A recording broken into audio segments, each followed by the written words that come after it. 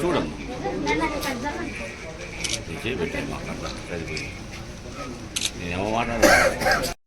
మేము మరి వరదకి పనికిపోవటానికి పనులు లేవు.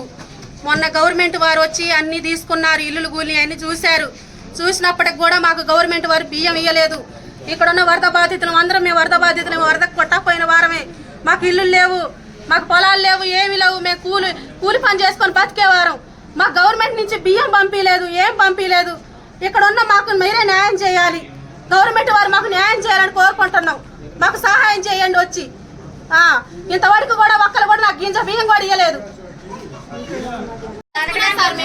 బతకడానికి వచ్చినాం, మా ఇంట్లో పరిస్థితులు బాగాలే, మేము బతకడానికి వచ్చినాం.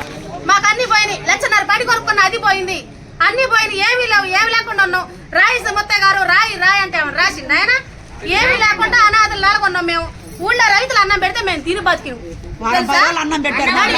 మేము ఇల్లు కట్టుకొని మా పరిస్థితి ఏంటి? మాకేమన్నా జాతర ఎన్ని రోజులు అవుతుంది? 20 రోజుల నుంచి కూడా మేము అసలు ఆడుతున్నాం, ఇంట్లో లేక ఏమి లేక. పనులు లేవు, ఏమి లేవు, ఇళ్లలో పట్టుకుంటున్నాం. మేము ఎవడాన్ని పట్టించుకుంటున్నా మేము ఆడ నుంచో బతకడానికి వచ్చినాం.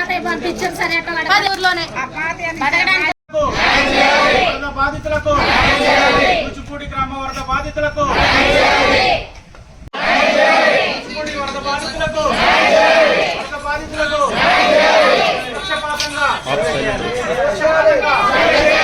పక్షపాతంగా అధికారుల వైఖరి